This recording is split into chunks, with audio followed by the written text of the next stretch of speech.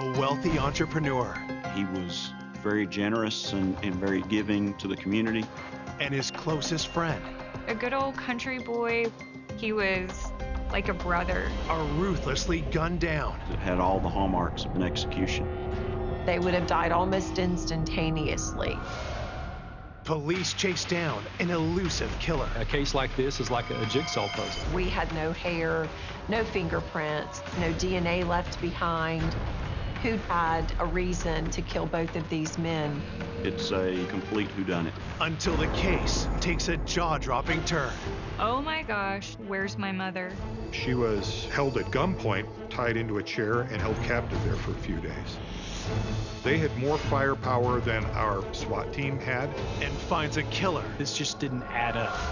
no one ever suspected. It was a real shock.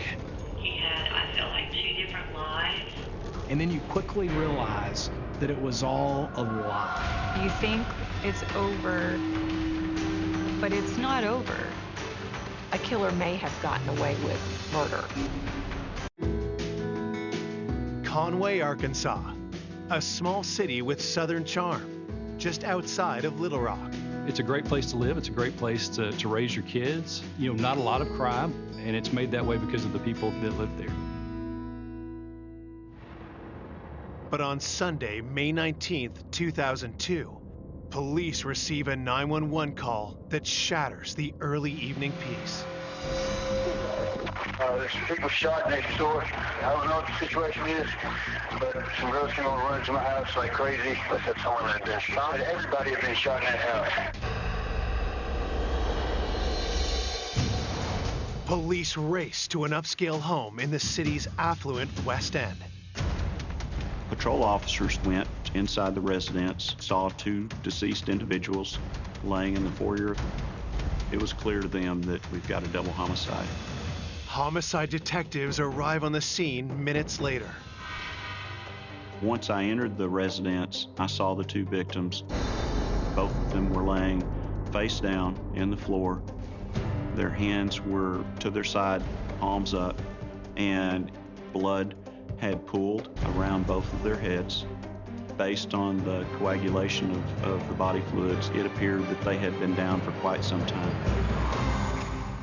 The first of the 2 victims appeared to be an older gentleman, and he had a folded white towel placed on the back of his head, and there appeared to be a gunshot artifact on the back of the towel. The second victim, the younger man, he had a gunshot wound to the back of the head, and there were white fibers on the back of his head, consistent with the same white towel. Detectives find no sign of a murder weapon, but something else grabs their attention. We found a ball cap, and inside that ball cap there was an unspent .45 caliber round. We weren't really sure if that was something that had been purposely left there at the crime scene or if that was done inadvertently. An extensive search of the house finds no evidence of forced entry.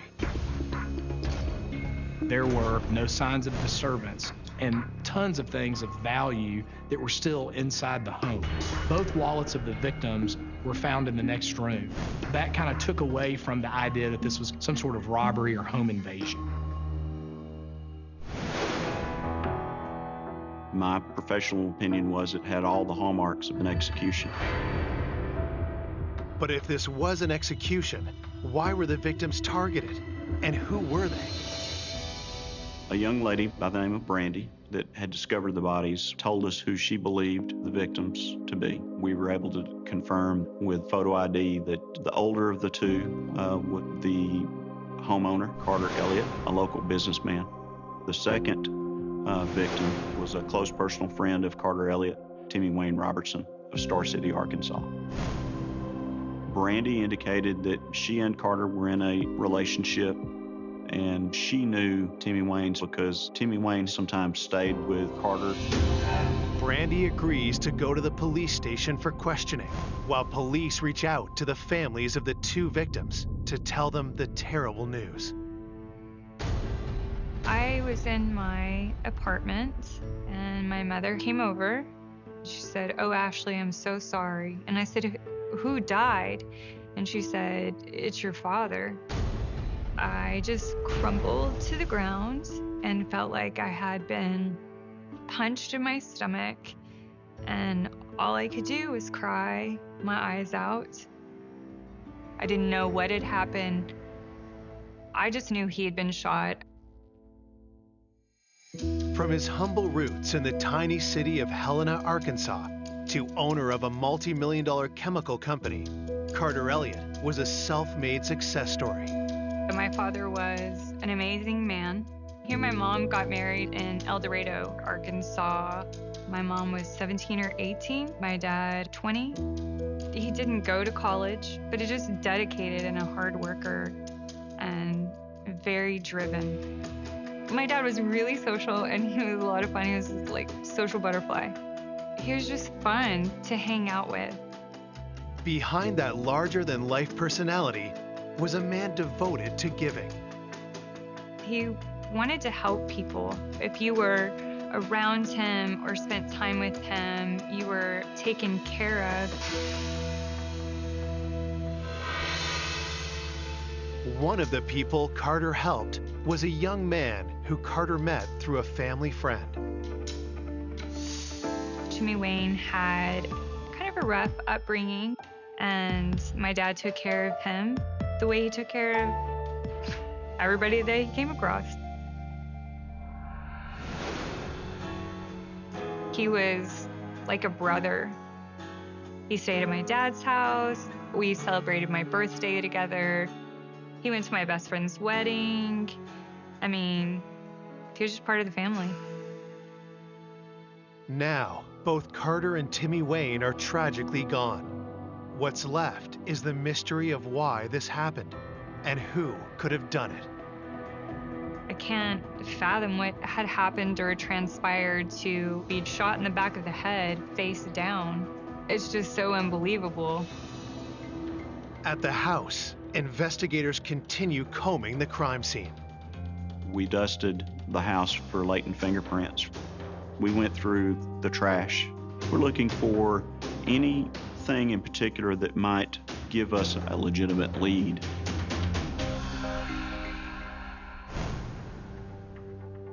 Police also canvass the neighbors, hoping someone can point to a suspect or even when the shootings occurred. Even though this was a very quiet neighborhood, not a single neighbor heard a gunshot, not a single neighbor heard a disturbance, so it really was quite baffling. We had no firm direction to go in as far as a potential suspect, and nothing that really told us when this potentially could have occurred. Anything was possible. I walked out of that house and I had as many questions as I did before I walked in. There were numerous things that just didn't fit. I needed to find out what was going on. Coming up, detectives dig deeper. There's so much that is bizarre. People suspected some type of romantic relationship. And discover troubling evidence. He had a large hook that was in the ceiling.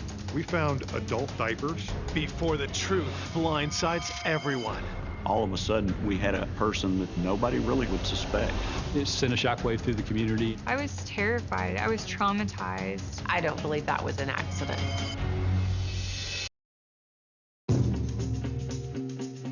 Hours after discovering the murder of successful businessman Carter Elliott and his close friend Timmy Wayne Robertson, detectives are searching for more clues. The little evidence we had was at the crime lab, but we had no firm direction to go in as far as a potential suspect. Detectives bring in Brandy, Carter's girlfriend, who discovered the bodies. When I investigate a homicide, I look at anybody who has a potential to be upset with the person that would be a motivation to end someone's life over. If you don't mind me asking, how long have y'all been seeing each other? I would say probably since last fall. Are you and he pretty close? Yeah, we hadn't even had a disagreement. We also want to know whether or not they had a motive, means, and opportunity to potentially commit the crime themselves. Would Brandy reveal anything to indicate she might be a suspect? Trying to establish a timeline here when you last talked to Carter. Saturday night at about, and I'm estimating, 11, 12 o'clock, I talked to him on the phone. I was in Memphis, Tennessee. He was at home, he said, in Conway. Brandy says the next day, she and a friend headed to Carter's house when they got back from Memphis. You know, I just opened the door. And his head is right there at my feet. And I immediately look up and I see another person, and I know exactly who it is. I mean, I see Tim Wayne all the time. I would recognize that body if I couldn't even, you know.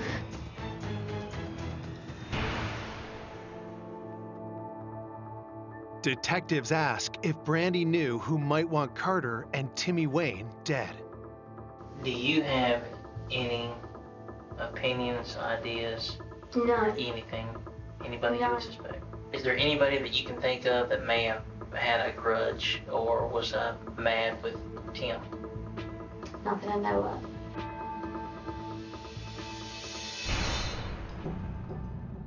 As detectives pull Brandy's phone records to confirm her story, they receive the results of the autopsy. The medical examiner's report gave us an idea of a timeline that these two victims were killed late Saturday evening. In the case of Brandy Watkins, we were able to account for the fact that she was in Memphis, Tennessee, at the same time that the murders were committed. Investigators now have an idea of when Timmy Wayne and Carter were murdered, but the autopsy report also reveals chilling details about how the two men died. The medical examiner was able to tell us they were both flat on the floor when they were shot. The autopsy report has one more valuable revelation. The killer used special bullets called Glazer Blue safety slugs. This particular type of ammunition was a rarity. It is extremely expensive and is extremely devastating. It is also the same type of bullet found in a hat at the crime scene. I considered it a huge lead because when we found the offender, if they had a tie to this particular type of ammunition, that would be a good indicator to us that we were on the right track. Armed with new information, police reach out to those who knew Carter and Timmy Wayne to see who might want either man dead. They start with Carter's ex-wife, Lark, who divorced him 10 years earlier. Our investigation revealed that their breakup was fairly tumultuous. But did Carter's ex-wife have any reason to harm him? Detectives bring Lark Elliott in for an interview. She told us background information about the issues that they had when they were married and the breakup of their marriage. They had been married for 18 years. I think my mother and father always had a kind of a roller coaster of a relationship. My dad was passionate and he was vocal, and at sometimes you couldn't gauge what was going to happen next. It was not a very fun time to experience. Lark tells detectives she eventually divorced Carter in 1992. Now living in Salt Lake City, Lark remarried a doctor named Dick Conti. Dick was a friend of my mother's family. And Dick had gone to medical school with my uncle, and that's kind of how their relationship started. Lark denies any involvement in Carter's death. And when detectives ask Lark where she was the night of the murders, she says she was over 1,000 miles away in Utah. We were able to determine based off of phone records and work schedules that she was in Salt Lake City, Utah when these crimes occurred. With Lark ruled out as a suspect, detectives shift focus to Timmy Wayne Robertson. Was it possible that the 25-year-old friend of Carter was the intended target? We interviewed the family of Timmy Wayne Robertson, all of Timmy Wayne's close friends, talked to girlfriends, ex-girlfriends, find out if there was anybody in particular that Timmy Wayne had issue with, any fights, any bad breakups, anything that indicated that he was the intended target, but nothing that involved Timmy Wayne. Just really rose to the level of somebody being mad at him enough to want to hurt him. Everything from an investigative standpoint kept telling us it had to be something to do with Carter Elliott. Detectives are back to square one. Then they get a crucial tip from someone familiar with Carter's businesses. We were told about a local businessman that had partnered with Carter in some business ventures. We found out sometimes he would have words with Carter. Was it possible the two men were killed because someone targeted Carter over a business deal gone bad? A bad business deal could be a reason to have committed these murders. Something was going to happen. Something would break.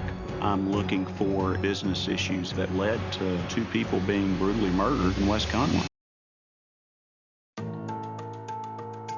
Detectives investigating the murders of Timmy Wayne Robertson and Carter Elliott have just received a tip about a possible conflict between Carter and one of his business partners. Danny Cook was a local businessman that had partnered with Carter. From what we were told, they had had words from time to time regarding the different businesses that they were involved in. We weren't sure at that point in time if this was maybe a business-related dispute or something like that. Detectives bring the 38-year-old businessman in for an interview and ask about his relationship with Carter Elliott. In the last 3 or 4 years, we'd actually started some business ventures together. We have quite a few of those together. I always paid all the bills. We have to look at all of those different businesses that they were involved in, especially when it came to anything that potentially could have led to hard feelings.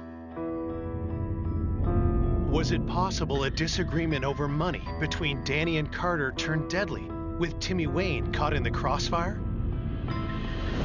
I can only imagine what's going through y'all's minds about this. Potentially every human being on the face of this earth is a suspect. Oh, yeah. Wow. Right. Danny dismisses any notion of conflict with Carter. Well, I'll just tell you this, Carter was my best friend. Everybody's got a best friend. I'm sure y'all have a best friend. Mm-hmm. Danny also tells police that the night of the murder, he was at home in bed, nursing an ailing stomach. I've been in a lot of pain, and in the evenings I take pretty much enough medicine that it knocks me out. Detectives look into Danny Cook and Carter Elliott's business dealings. We determined that we would seek a search warrant for financial records as far as transactions to see if there were any that would have been outside the norm. But as investigators look into Carter and Danny's business, they uncover something much more personal about Danny's wife, Carla. An employee of his suspected that Carter and Carla were having some type of romantic relationship. We had several different people tell us that it was water cooler talk. He was a single guy. He liked the ladies. If the rumors are true, Danny's jealousy could be a motive for murder. Detectives question Carla about her relationship with Carter. Carla indicated that they kind of flirted with each other, but she considered him more of a brother-type figure than anything else. Danny also dismisses the rumors of an affair. Danny Cook indicated that he did not suspect his wife at any point in time of having an inappropriate relationship with Carter. What's more, both Carla and her son can confirm that Danny was at home in bed at the time of the murders. Both appeared to have been at home during this period of time. There was never any real evidence except for could have been. And the law requires that you have something more than mere speculation. After hitting a dead end with Danny Cook, investigators drilled deep into Carter's life, looking for anyone who could be a possible suspect. We interviewed business partners, investors, former employees. We interviewed a group of men that gamble with Carter on poker. We went in every conceivable direction, trying to run down every potential motive, and we just kept coming up with nothing.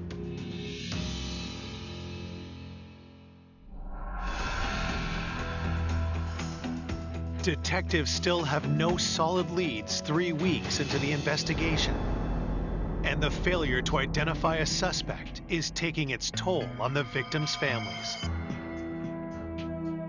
We were traumatized. Nothing in life is going to prepare you for murder. I don't think that's something you process. Ashley also worries about her mother, Lark, who has just lost her ex-husband and is now struggling in her second marriage. I would go back and forth between Utah and Arkansas to be with my mom. She and Dick were going separate ways, and they had broken up. As the weeks pass, hopes of finding the killer start to fade. I never like to lose, but it's a complete whodunit. You start to wonder in the back of your mind, is this going to be the case that ultimately I'm not able to solve? I felt like the family of Timmy Wayne Robertson and Carter Elliott's family needed to have that closure. They needed to know what happened. A killer may have gotten away with murder. That is a huge tragedy for these two men and for these two families. Then, out of nowhere, a startling development rocks the case. I had received a phone call that my mom had not shown up for work. My mom goes to work no matter what.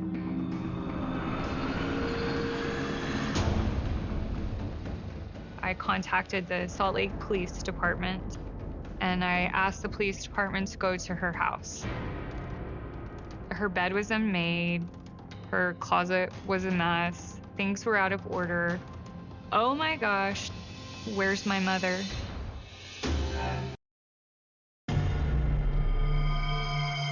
One month after Carter Elliott and Timmy Wayne Robertson are gunned down, Carter's ex-wife, Lark, has disappeared in the middle of the murder investigation.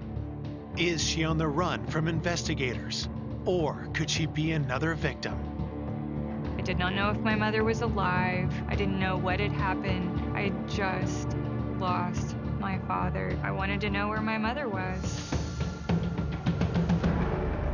In a panic, Ashley and her brother reach out to Lark's second husband, Dick Conti, whom she recently divorced. They call him at his cabin home outside of Carson City, Nevada. I got him on the phone. Dick was crying and just profusely saying, "I'm sorry, I'm so sorry, I'm sorry." Ashley wasn't expecting what she heard next. He had taken my mom as a desperate act in hopes of getting her back. I didn't know what had happened. I just knew he had her. He kidnapped my mom. He allowed us to talk to my mother. My mother was just completely out of it. My mother told me that she was there against her will and he was unstable. Ashley is afraid of what Dick might do next. Dick was crying and threatening to kill himself. He was just overwhelmed with emotion. Who knows what Dick was gonna do? Ashley frantically reaches out to Nevada police. Ashley was panicked when she called us. She felt that her mother's life was in danger. Ashley begs police to go to Dick's cabin in the Sierra Mountains, but warns them of Dick's threat of violence. It's extremely dangerous for our first patrol officers going in. Somebody was on the phone with Dr. Conti trying to calm the situation, keep him calm.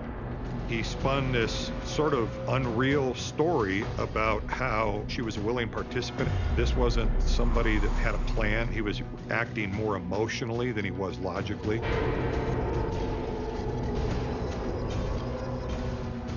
Eventually, they got him to surrender peacefully. I was told my mother was safe, and I'm thankful for that. Lark is rushed to the hospital as a precaution. She tells police how Dick had abducted her. He had been lying in wait for her, and then she was held at gunpoint, and then he drugged her, putting her in the back of his truck, and drove from Utah back to his cabin. When she woke up, she was tied into a chair and held captive there for a few days. I was sort of surprised that a man that it was considered a prominent emergency room physician in our area could do something like this. Back at the Douglas County Sheriff's Station, Dick Conti says splitting up with Lark pushed him over the edge. She didn't want to be married anymore. It just literally drove me crazy and devastated me, I guess. It ultimately took about 5 hours to get the entire story, but he admitted everything that he had done related to the kidnapping and imprisonment of Lark. I thought that somehow by having her come back to Carson, I could rekindle something that isn't there anymore.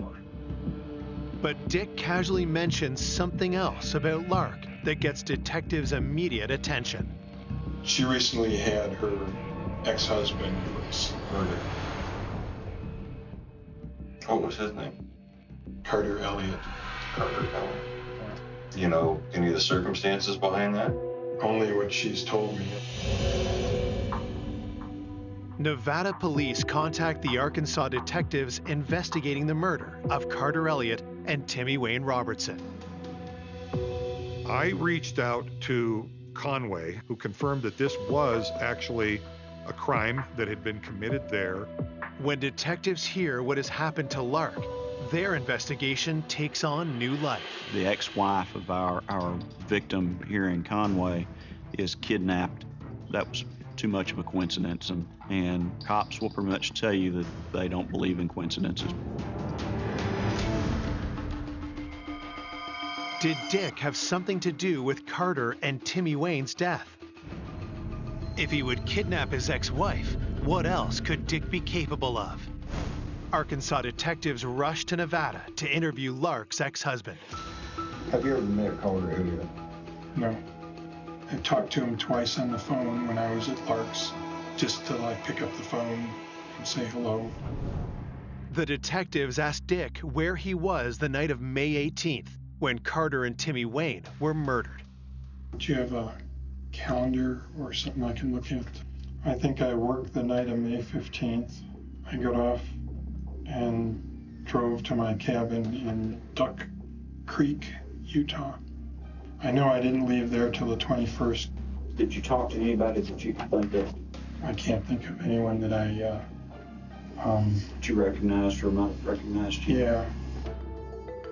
He seemed very calm, given the situation that he was currently involved in. He came off as wanting to be helpful. After Dick is charged with the Lark's kidnapping, investigators are eager to search his cabin home for clues. They were able to get a search warrant to go into Dick Conti's home. Dick Conti had this image that he was a successful emergency room physician. Open the front door, and then you quickly realize that it was all a lie. Detectives investigating the double murder of Carter Elliott and Timmy Wayne Robertson are executing a search warrant at the cabin of Dick Conti. The Nevada doctor has just been arrested for kidnapping his ex-wife, Lark Elliott, whose first husband was Carter Elliott. From the outside, it was very picturesque. Once you got inside the cabin, you realized that he lived kind of like a hermit. It was very dirty.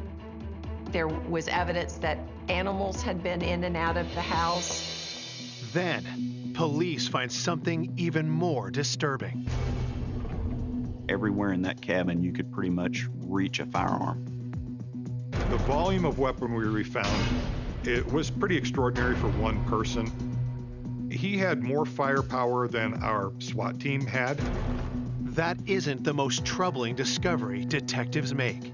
He had a large hook that was in the ceiling. We also found that there were hidden video cameras all over the house. But nothing prepares detectives for what they find next. Investigators found maps to Conway. He had notes related to Carter Elliott, his address, letters from Dick Conti to Lark that said that he was willing to do anything to get her back, and the books that discussed how to be a silent assassin. The next discovery is even more damning. We found blue-tip laser safety slugs, the same type of ammunition that was used to kill both of our victims in Conway. For Dick Conti to have the same type of ammunition really raised our suspicion that Dick Conti committed these homicides. As police collect evidence from the cabin to take back to Arkansas, investigators begin to try to answer crucial questions. Did the Nevada doctor execute Carter Elliott and Timmy Wayne Robertson in cold blood? And if so, why? Dick Conti, by all reports, was a very competent emergency room physician. You have to stop and question what was the motive. Detectives sit down with Lark to learn more about her second husband. I mean, there is so much about him that is bizarre. He had, I felt like, 2 different lives.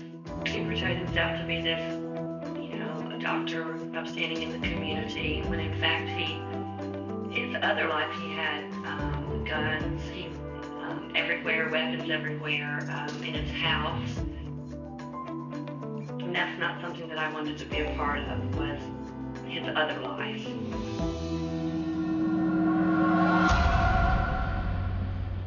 Lark also says Dick wouldn't leave her alone after she left him. Conti had gone on a campaign. He begged Lark to come back through phone calls and sending her letters and cards. When the little things didn't work, then he would escalate. Was it possible Dick Conti's obsession with Lark caused him to target her first husband, Carter Elliott? Did you ever make any statements to anybody about you might consider reconciling with Carter Elliott? None to my knowledge. Did you and Conti ever discuss Carter? I was planning an engagement party for Ashley, and Carter, Ashley's father, was going to come to the engagement party. So he and I were talking on the phone about the party, and maybe that sparked some kind of jealousy in him, being that he was so possessive or obsessed with me. Maybe Conti's nature was that if I can't have Lark, nobody can have her. The motive in this case was clear. Dick Conti was willing to do whatever it took to get Lark back. That meant taking out his competition. Carter Elliott and Timmy Wayne Robertson got in his way. Dick Conti had a motive for murder, but did he have the opportunity? He denies being in Arkansas that night. Conti had told us that he was at another cabin that he owned in Duck Creek, Utah. We were able to put together the last landline call he made at Duck Creek and then the first one he made again on Sunday. Was that enough time for Conti to have killed 2 men over 1,300 miles away? We seized his truck and we found adult diapers and a number of gas cans, which would have allowed him to drive to Arkansas back without having to stop for fuel or use the restroom. We had the right gap in time that gave him enough time to drive to Conway and back. The theory that Dick Conti is the killer is a compelling one, except for one major complication. There was no physical evidence that put Dick Conti in that house that night. No hair, no fingerprints, no DNA left behind. And we had not been able to match any of the ballistics from the murder scene to any of the guns found in Dick's cabin. The odds were stacked against us, but given all the circumstantial evidence that we had, we all believed Conti was responsible for killing these two people. Dick Conti is jailed on kidnapping charges for abducting Lark. Dick ended up pleading guilty to get a plea bargain. He got maximum time of 15 years for kidnapping my mom. But prosecutors know that with good behavior, he could be released early. The pressure is on investigators to build a murder case against the doctor before he gets out. The standard that we have to reach is beyond a reasonable doubt. A case like this is like a jigsaw puzzle. Reasonable doubt slips in pretty quickly. 9 years pass as investigators painstakingly seek out evidence to implicate Conti. Even though I had been given other assignments, I continued to follow up, even if I had to do it on my own time. Prosecutors hold off laying charges in hopes of building the strongest case possible. But Conti's release date is approaching. Could the family handle us going to trial and him being found not guilty? That could happen. If prosecutors fail, Lark and Ashley fear for what might happen to them if Dick walks free. Dick murdered my father. He murdered Timmy Wayne. And if he could get to my mom, he's going to kill her too. I was petrified of Dick. I was convinced that Dick would kill us. Almost a decade has passed since Carter Elliott and Timmy Wayne Robertson were brutally gunned down. That long space of time felt like hell to me. You think it's over, but it's not over because you're just waiting for what's going to happen next. The prime suspect, Dr. Dick Conti, has spent the last 9 years in a Nevada prison for kidnapping Carter's ex-wife, Lark. But he's about to be released. My fear was there was a very good chance that if he was released, he could just disappear. 2 days before Dick is set to go free, prosecutors charge him with 2 counts of first-degree murder. The Nevada doctor is extradited to Arkansas to stand trial. We had evidence, but unfortunately, a lot of it was circumstantial. You always have a little bit of a knot in your stomach as a prosecutor when you've got a case like this, especially one that's high profile. But before Dick Conti even steps foot in a courtroom, a surprise witness comes forward. A cellmate of Dick Conti said that Dick told him that yes, he had killed Carter Elliott, but that we couldn't prove it. And he also said they'll never find the murder weapon. To get information like this is always kind of a double-edged sword. Are they credible? Is a jury going to believe them? The big thing was making sure that the jury found it credible. And so that meant that they weren't going to get anything in return for their testimony. At trial, prosecutors present their case to the jury. Dick Conti was a scorned lover, and that was our theory of the case. He was in love with Lark, and he was willing to do anything he needed to do to keep her. And if that meant that Carter Elliott was a threat, then he had to eliminate the threat. Timmy Wayne Robertson, unfortunately, became a victim as well. In front of the families of Timmy Wayne Robertson and Carter Elliott, prosecutors reveal how the crime unfolded. Dick Conti went to the door, dressed in police tactical attire and yelled, "Police, search warrant." Once they opened the door, he burst in, ordered them to the ground, and then had them place their hands behind their back, placed the folded towels on the back of Timmy Wayne's head, and immediately executed him. And then he turned around and did the same thing to Carter Elliott. Dick Conti had planned it down to every detail so that he would be certain that the only things that were left at the scene was what he intended to leave at the scene. Some sort of a calling card in the form of an unspent bullet. I don't believe that was an accident. The jury hears from a host of witnesses, including Lark and Ashley, who testify about Dick's relationship with Lark and how he kidnapped her. The kidnapping spelled out what kind of motive he had and what he was capable of doing. The defense argued that with a lack of DNA, with a lack of fingerprints, with a lack of a murder weapon, a case was just merely circumstantial. And they also said that there was no reason for Dick Conti, to commit these crimes. On January 22nd, 2013, after only 40 minutes of deliberation, Dick Conti is found guilty of 2 counts of capital murder and sentenced to life in prison. I felt relief. I felt like justice had been served, and I feel like he received the punishment that he deserved. There was a relief.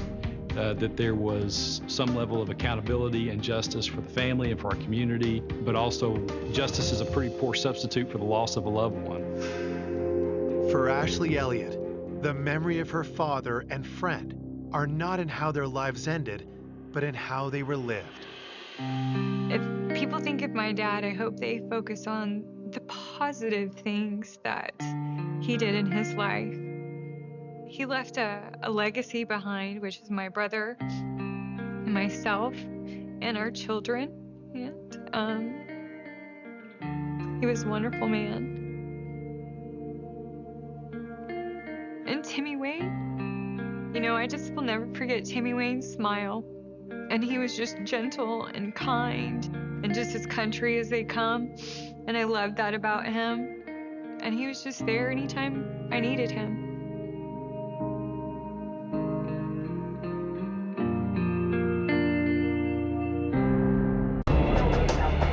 Organized crime tore through the suburbs of Chicago, leaving violence and corruption in its wake.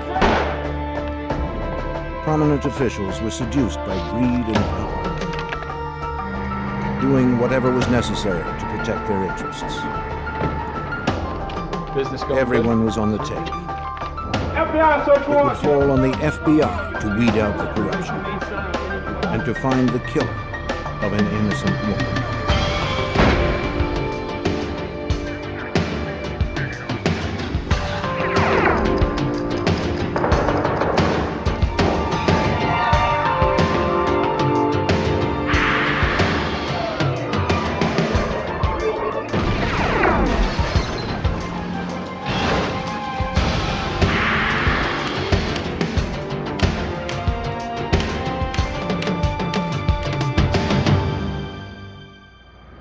Willow Springs, Illinois seemed like any other quiet Midwestern community, but it was really one of the most corrupt places in the nation. This tiny village nestled just outside of Chicago was in the hip pocket of organized crime. I'm Jim Kallstrom, former head of the FBI's New York office. It was only a matter of time before corruption led to assassination and conspiracy. To end it required a federal sting operation of astounding complexity.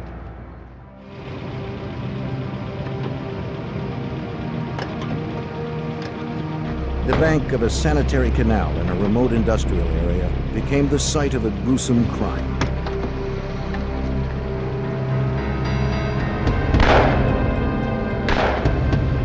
The killers were quick and thorough. Nearby, 2 police officers were out on night patrol.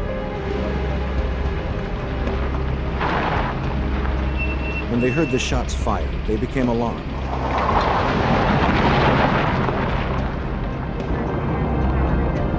One of the officers drove towards the canal to investigate.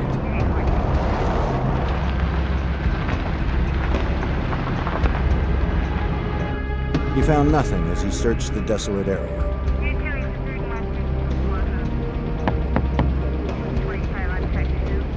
Hey, Chief. Also on the scene was Willow Springs, Illinois Police Chief Michael I Corbett. heard it earlier myself, and I've already checked the area, so it's He too saw nothing.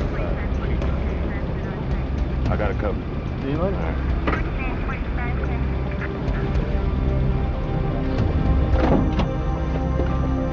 The following day, a prominent local attorney called police to report that his wife was missing. Well, Mr. Masters, we'd like to ask a few questions about your wife. Lieutenant Howard Vanek of the Cook County Sheriff's Department and his partner responded to the call. Attorney Alan Masters said that his wife Diane had been out the night before with colleagues and friends from a local college where she worked. After the meeting, some of the board members would go to a bar. She never came home. There was no sign of her yellow Cadillac. I believe it He starts said he made around calls 7 trying to o'clock. locate her It's usually until the same 2 in the one, morning, I honestly don't but know finally where gave it up. is. You know where it's located? For the officers, the information offered little insight. Excuse me a minute.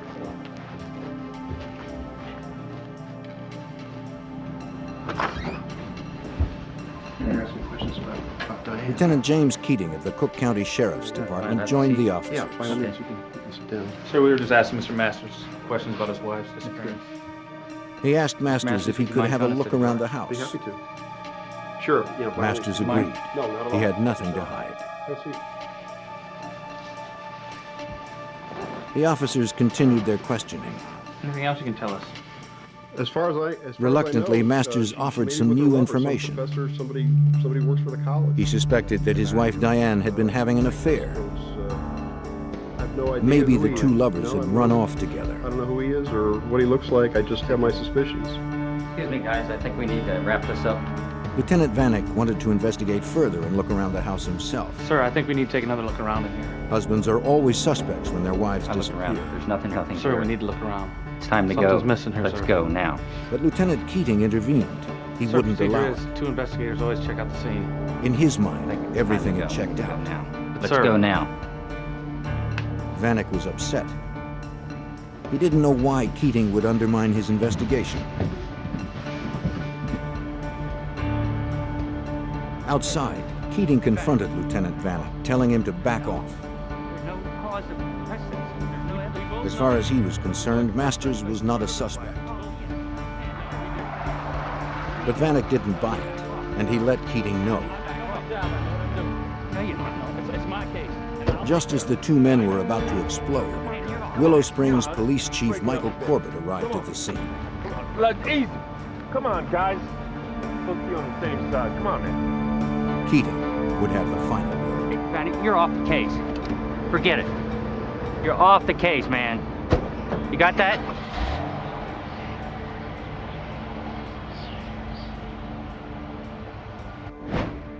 The question still remained, where was Diane Masters? Her disappearance grabbed the media's attention. And Diane, if you would, please come to She had been very active in the local community.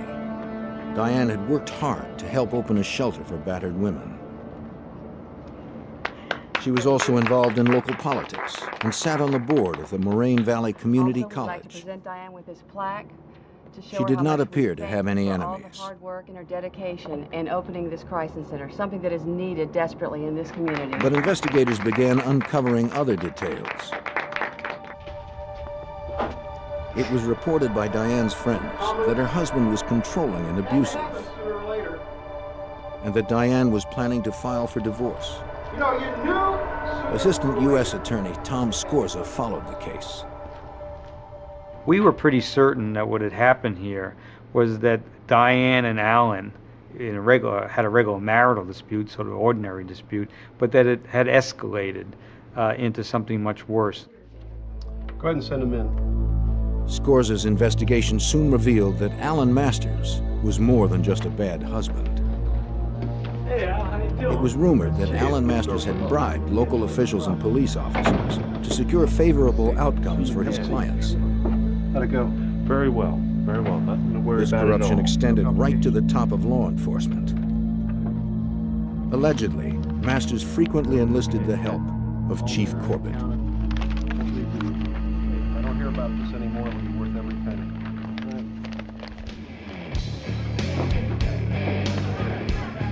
It was also rumored that Masters and Chief Corbett were involved in safeguarding some of the Chicago mob's betting and prostitution rings, which were run out of show clubs throughout suburban Cook County. But investigators were focused only on Diane's disappearance. With no evidence and few leads, that investigation stalled.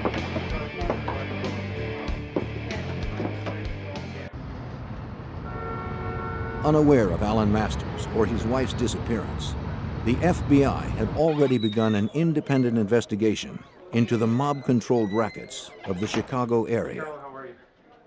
U.S. Attorney David Stetler worked with the FBI to help unravel the prostitution operation. At that time, there were a number of topless, bottomless joints that one could go to, and many of them were undercover fronts for prostitution. So you could go in, you could watch the naked girls dancing on the stage, and for a price, you could retreat to the back, either to a booth or a back room, and engage in one form of sexual activity or another with the dancers. The club owners knew that their customers would spend more on drinks and prostitutes if they could use their credit cards. But the patrons were reluctant. They did not want bills arriving at their homes or businesses with charges incurred from nightclubs with seedy names. The club owners found credit card transaction companies that were willing to process the charges using false but respectable business names.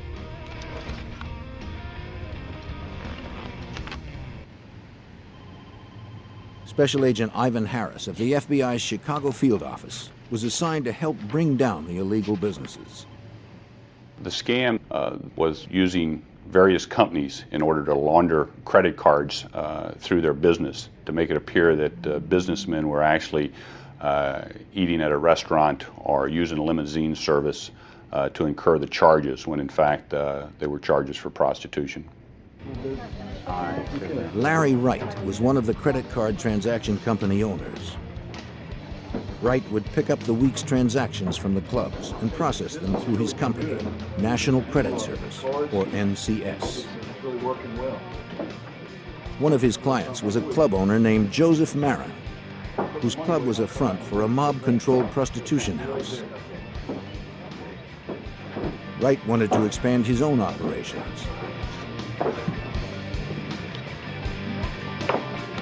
He approached Marin about setting up an illegal betting club. Marin was willing to help out the man who made him money. Wright would first need to pay protection money to local police in order not to be exposed and arrested. You feel pretty confident? Marin was the man who could arrange that protection. Wright was more than willing to pay.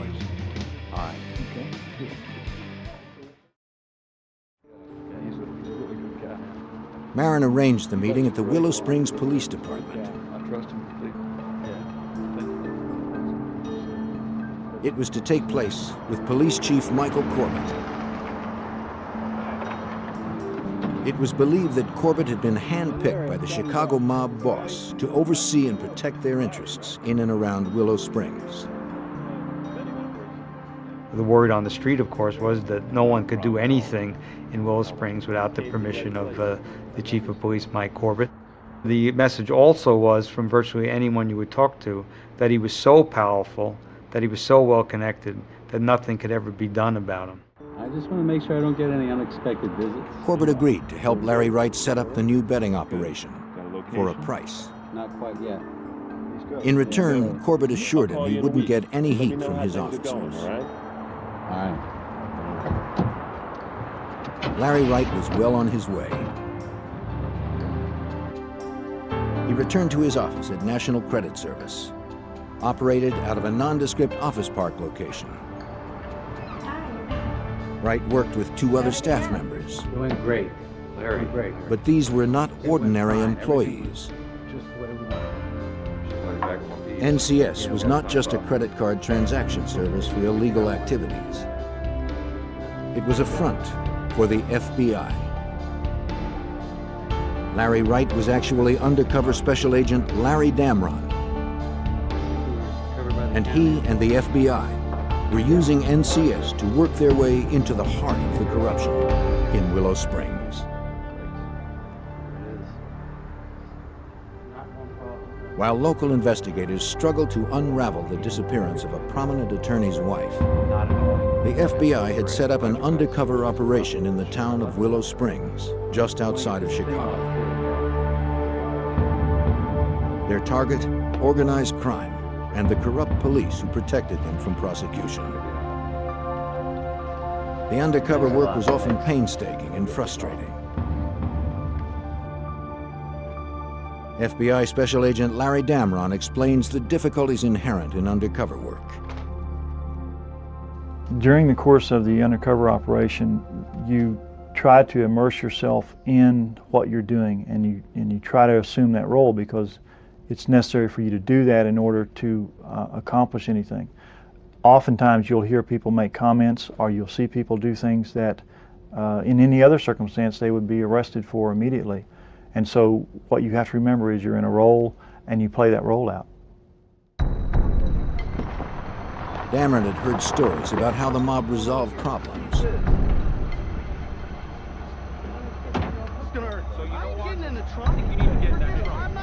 They were swift and violent, and their signature was unmistakable. 2 bullets in the head. There was no room for mistakes.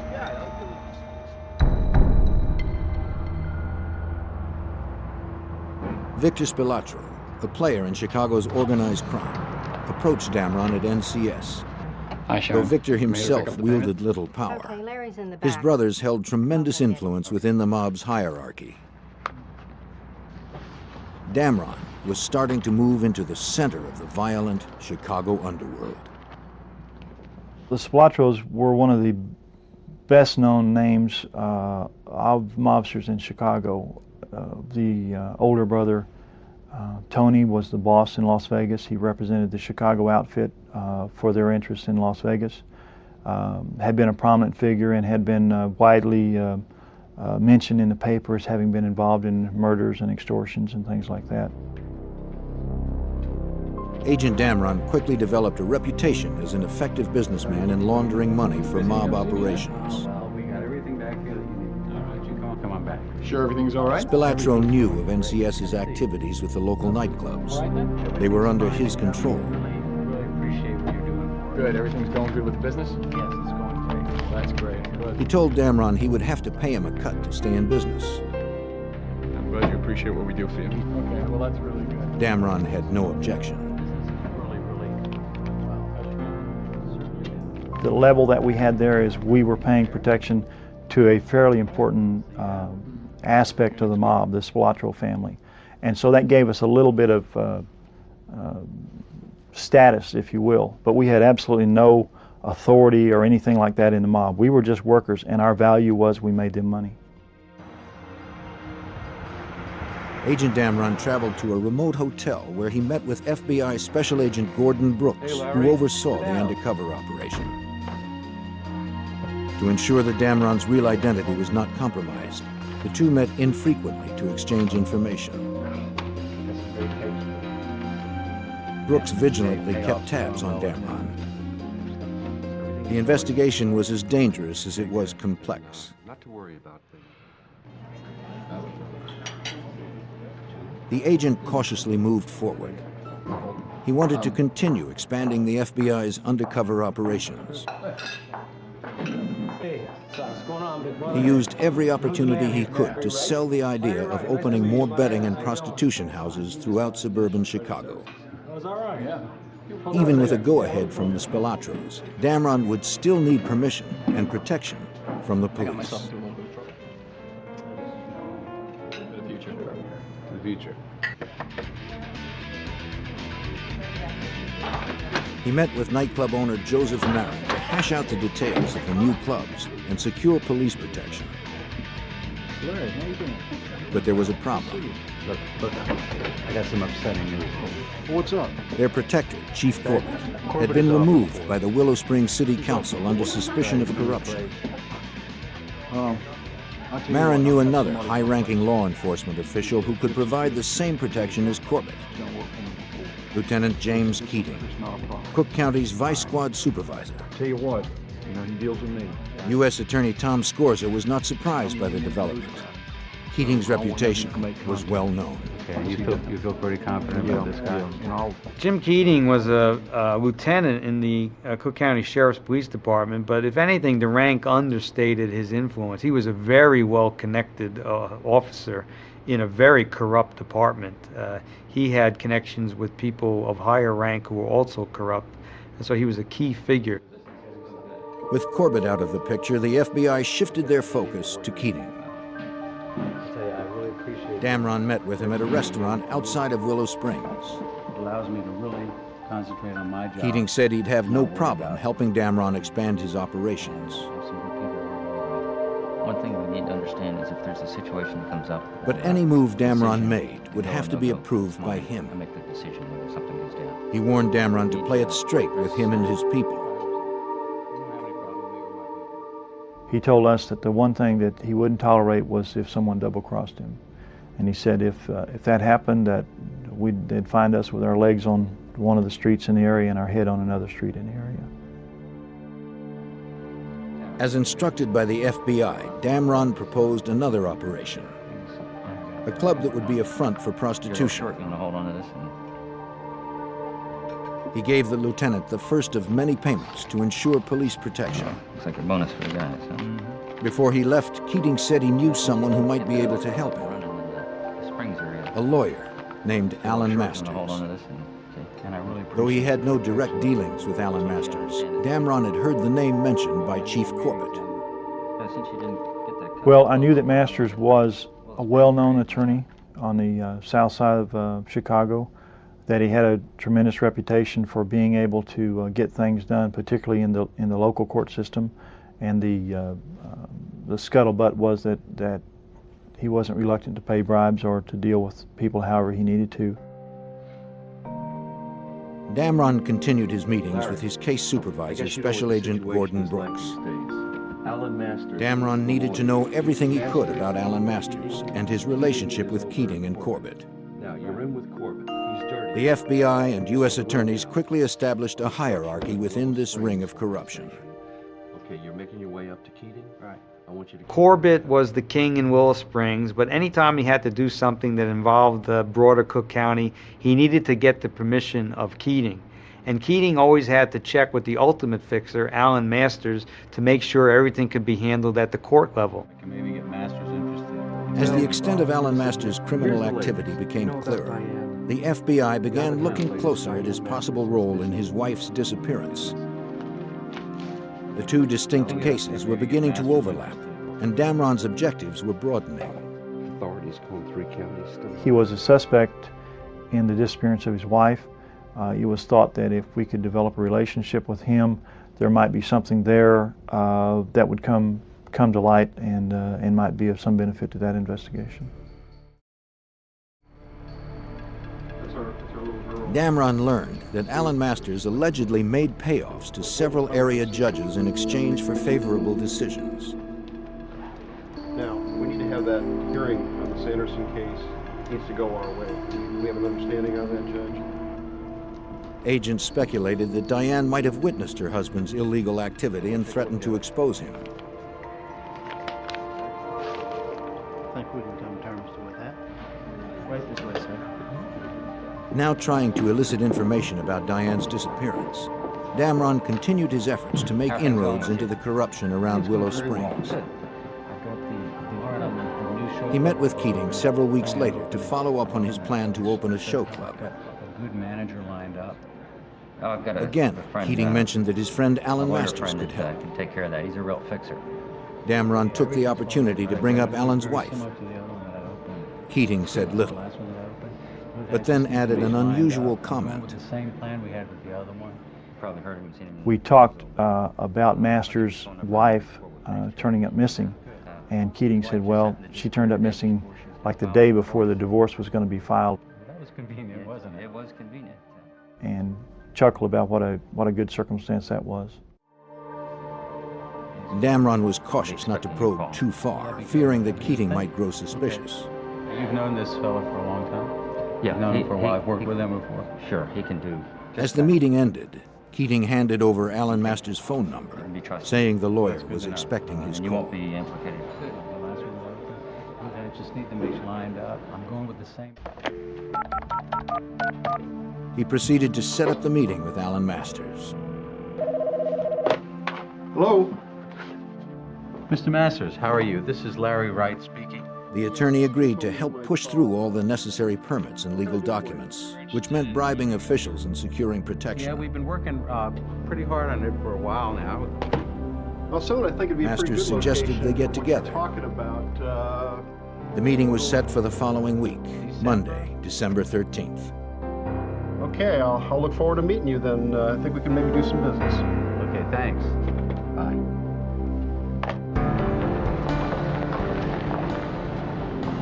Before the meeting would take place, however, a police officer on routine patrol near the sanitary canal area in Willow Springs noticed something unusual. Tire tracks led directly into the canal. He immediately called for assistance. Little did he know that the lid was about to come off the underworld in Willow Springs. Find these trucks out here and mark. While the FBI continued their undercover operation in the Chicago suburb of Willow Springs, an officer out on routine patrol made an alarming discovery. Tire tracks leading directly into the sanitary canal. Police officers and a dive team responded to the site. Overseeing the investigation was James Ross, an honest cop appointed by City Council to replace Michael Corbett as the police chief in Willow Springs. Though Corbett had been ousted from the department, his legacy of corruption remained.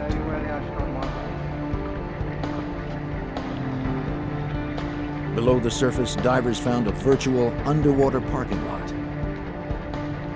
82 cars lined the bottom of the polluted canal. U.S. Attorney Tom Scorza believed he knew why the cars were there. And who could make a profit by allowing them to be dumped without a police investigation? Those are known as insurance give-ups, people who want to collect money on their car when the car is not worth very much anymore will find a way of losing the car and then reporting it stolen and collect the insurance. My belief was that Corbett had been the approver of all of the dumping of the cars in the Willow Springs Canal. By nighttime, a third car had been dredged up, a yellow Cadillac. The license plate on the vehicle, DGM-19, was well known in Willow Springs. It was the tag registered to Diane Masters. Lieutenant Keating of the Cook County Sheriff's Department arrived at the scene. Chief Ross was surprised that Keating, a vice cop, had been notified. He asked Keating why he was there. Keating had no response.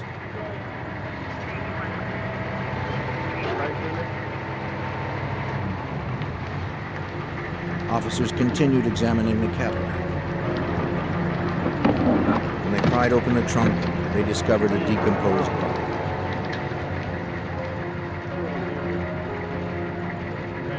Ross immediately ordered that the car and the body be taken back to a city garage where they could be thoroughly examined for clues.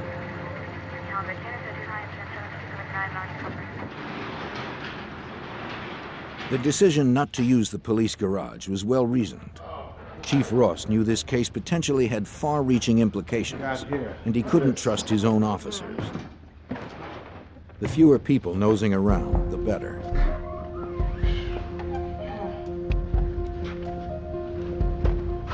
State police began to scour the car and the body for evidence. They found .22 caliber shell casings in the trunk.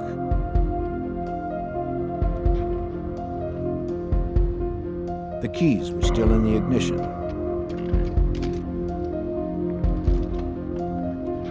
Eerily, the watch on the deceased body and the dashboard clock had stopped at exactly the same time, 1:50. They removed the body for further forensic investigation. The forensic team examining the body found the skull had been crushed. They also discovered 2 bullet hole entries in the left cheekbone. The bullet fragments inside the skull were removed and sent off to the FBI lab for ballistic evaluation.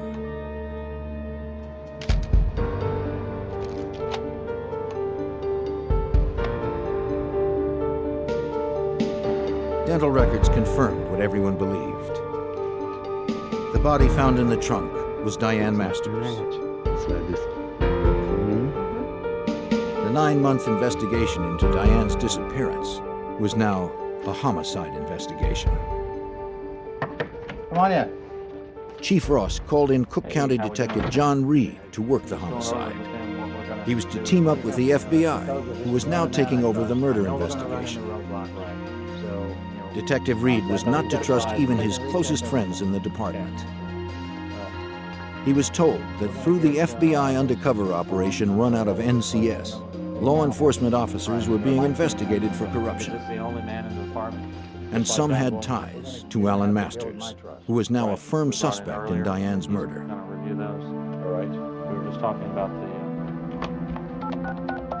As Agent Harris and Detective Reed initiated their murder investigation, Agent Damron continued his undercover operation. As we agreed today to set up a time and place for our meeting. He called Alan Masters to confirm their meeting to set up the show club. I'm jammed. I expect to be in court all day tomorrow. I'm sorry. Well, Masters was evasive and seemed distracted. Okay too, if that's okay with you. Maybe we can work something out then. Just give me some time. He canceled the meeting. Okay, thanks, Mr. Wright.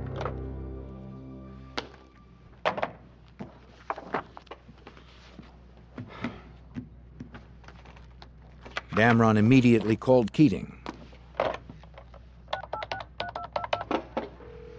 With the conversation being recorded by the FBI, he hoped Keating would explain why Masters was being evasive. No, I was wondering if you had any information on that. As I said, he's pretty busy. How about if you give me a call in 3 or 4 weeks? But Keating was cryptic. Maybe we can work something out then. He instructed Damron not to bother Masters. He had too many problems to deal with. Okay, bye. The new show club would have to wait.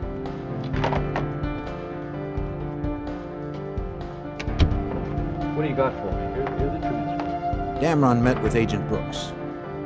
Masters and Keating both appeared nervous since Diane's body had been discovered.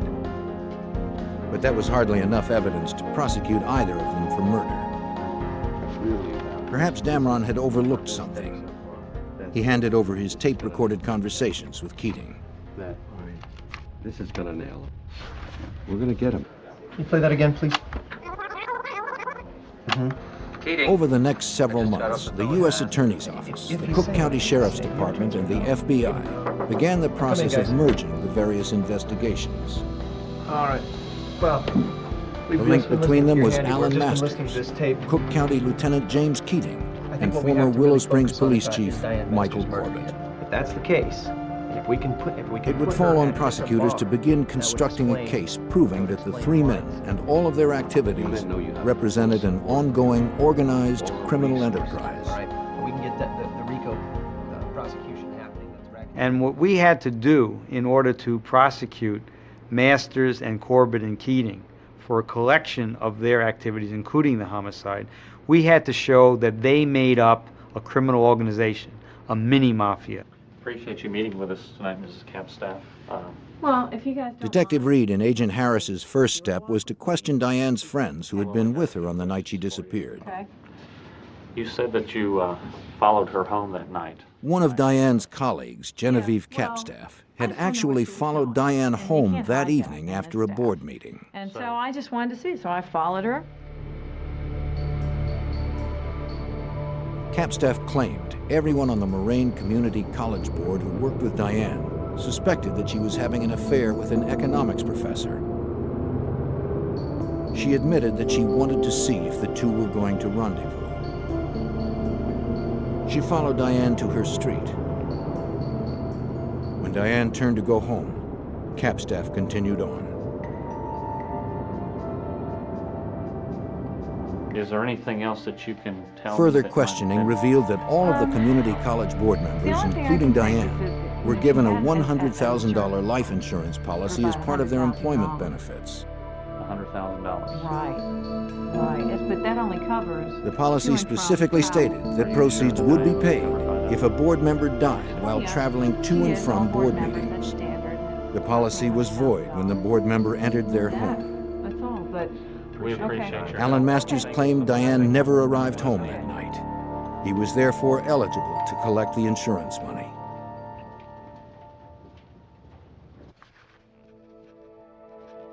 Several months before Diane's body was discovered in the trunk of her car, Masters filed a claim with the insurance company. After filling out all the paperwork, he sent it off. Though Diane's fate at that time was unclear, Masters had a judge declare her legally dead. As a result, he was about to receive $100,000.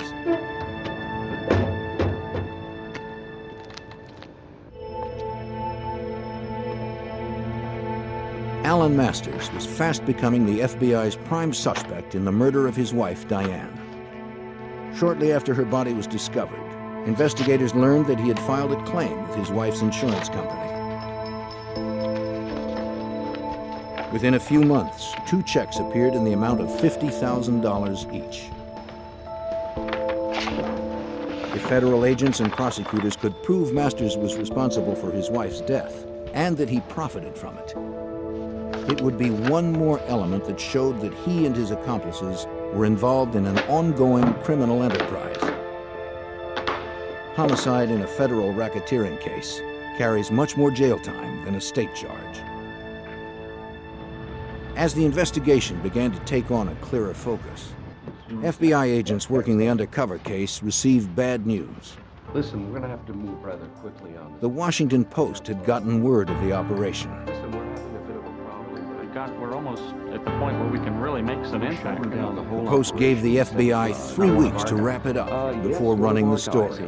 We have some have to be closed down. Is that right? Yeah, something like that. All 16. Agents had no choice but to quickly bring their undercover operations to a close. Here, so please do me a favor. For U.S. Attorney David Stetler, the timing couldn't have been better. The project had run its course, and the bulk of the information anybody was ever going to get had been retrieved, and to make the operation go on longer would have resulted in additional evidence, but it also would have resulted in the evidence that had been gathered becoming more and more stale.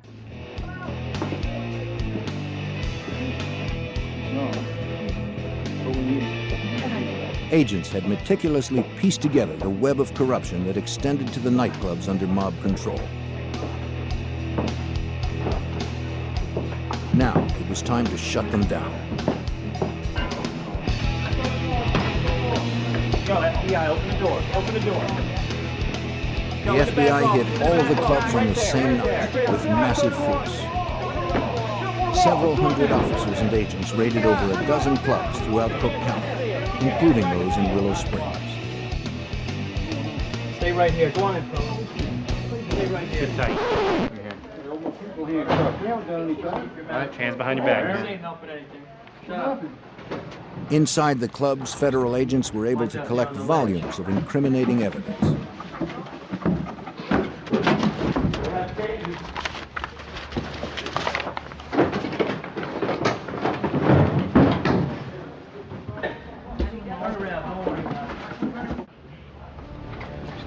"55 people were indicted, including club owner Joseph Marin, Tony Spilatro, and his brother Victor. They were prosecuted in both the state and federal courts for extortion, prostitution, bribery, and racketeering. Several deputies from the Cook County Sheriff's Department and officers from the Willow Springs Police Department were also indicted and convicted for protecting these businesses. Move a little faster. After 3 years of undercover work, the sting operation was now officially closed. What's the friend's name? For undercover Special Agent Larry Damron, it was finally time to leave the role of Larry Wright. I would say the finish was elation and disappointment at the same time. Disappointment that there were so many opportunities out there to identify other criminal activity. We knew that that it was a good job, that we had gathered tremendous amounts of evidence, and that we had a real insight into some of the criminal activity that was taking place that we hadn't had before. Alan Masters. Local authorities, the FBI, and prosecutors could now focus exclusively on the Diane Masters murder investigation. She said he hit her. They continued questioning her friends and associates, including the man with whom she was allegedly having an affair. There were other things that happened. Economics professor Jim Koselniak. He confirmed that he and Diane had a relationship. He also claimed that Masters had abused Diane physically, mentally, and emotionally. She lived in fear of her husband. Diane had told him she planned to file for divorce. Koselniak also had reason to fear Alan Masters. One night, Koselniak and Diane had met for drinks at a local bar. He recalled that Diane called home to check on her daughter. Instead of getting the babysitter on the phone, Alan unexpectedly answered. Alan? He suspected she was with her lover. I didn't know you were He was in trouble. irate and began to threaten I was her. calling to check on Andra. He vowed to destroy her.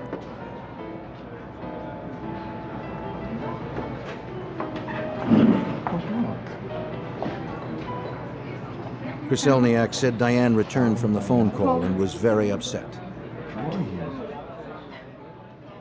He went to the bar for more drinks. There, a man suddenly confronted him and began firing off a series of questions. Yes, I did. The man never identified himself. 10, 12 years. What's your name? He asked Koselniak's name and where he worked. Koselniak. Koselniak. Though the man said little else, Koselniak felt he had just received a threat. Stay away from Diane.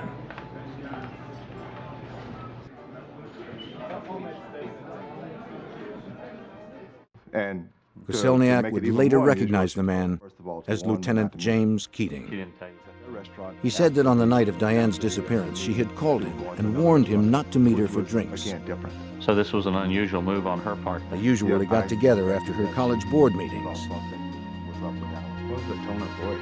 Lately, she had been troubled by Alan's behavior. That they were going to another restaurant. Koselniak which took her was, advice and again, canceled their plans. He never saw Diane again. The meeting is always straight to RDG. As a matter of fact, they're on the way now. Agent Harris and Detective Reed continued to develop witnesses. Hey, glad you could come by. They discovered that Masters had hired a private investigator to keep tabs on Diane. That his wife Diane.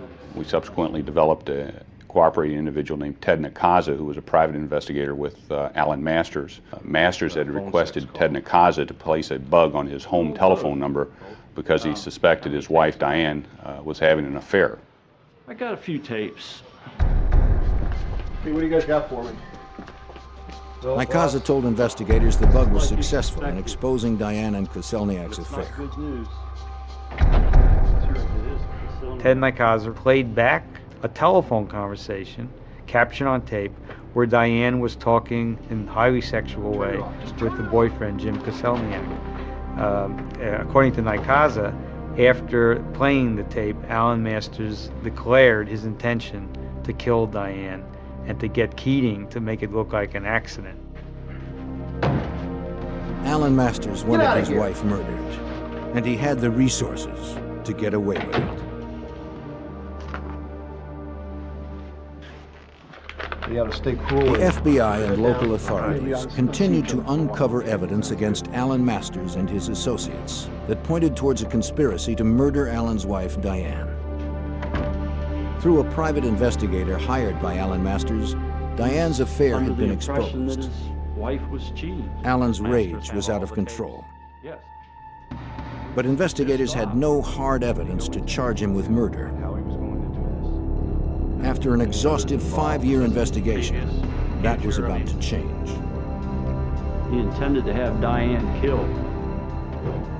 They uncovered a Cook County Sheriff's deputy who was willing to talk. Agent Harris. Deputy Jack Bachman had startling information. Keating brought me into his Bachman office. had been too afraid of the consequences of coming forward on his own. Say any more? He claimed that he had been approached to kill Diane. The offer had come through Lieutenant James Keating. Bachman had a series of conversations with Keating, and ultimately Keating asked Bachman if Bachman would be interested in the job of actually stalking and killing Diane Masters. Bachman said Keating offered him $25,000 to carry out the hit. And, Michael Corbett, the chief of police, had already agreed to dispose of the body. Bachman declined the offer. No, sir, I'm sorry. I can't get involved in anything like that. No, no, sir. Through Keating, Masters had clearly solicited a murder. About this meeting we just had, and well, no, but he did offer me $25,000. This was one of the final pieces Prosecutor Scorza needed to bring an indictment. He said he wanted to eliminate her. I said, what do you mean? What we were able to show is that when Alan Masters decided to kill his wife, he simply was able to turn to the two police officers that he'd already been working with on corrupt activities and criminal activities. And that made the homicide and the planning of it and the solicitation of it, it made it an activity of the criminal enterprise. The pieces had finally come together. Investigators put together a likely scenario of Diane Masters' murder.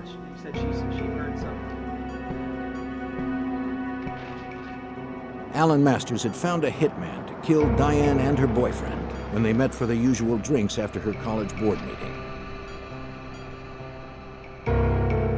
However, Diane didn't meet with Koselniak that evening.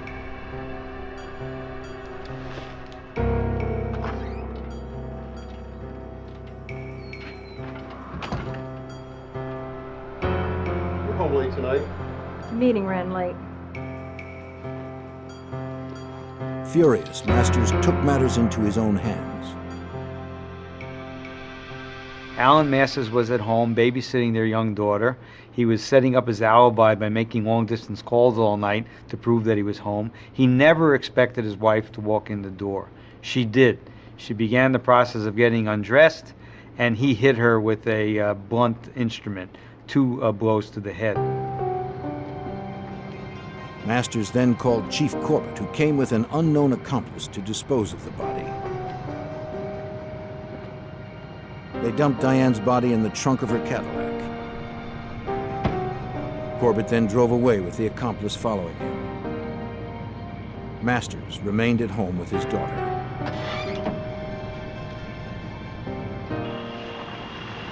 They drove to the remote sanitary canal.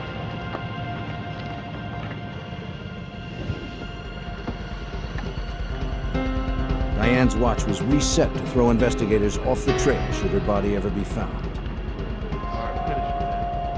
They then fired 2 shots into her head. They wanted it to look like a mob hit.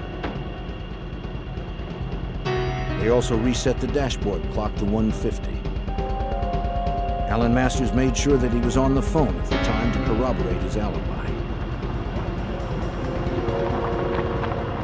Corbett and the accomplice dumped the Cadillac into the canal.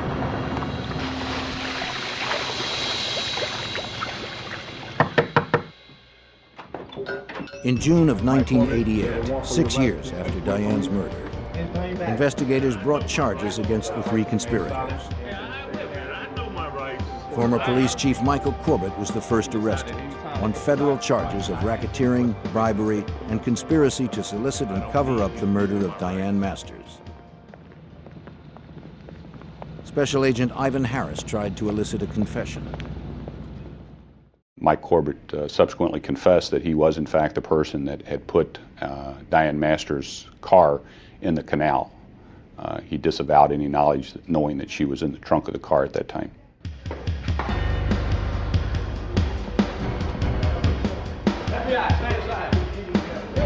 Cook County Lieutenant James Keating was arrested next on the same federal charges. He too denied involvement in Diane's murder.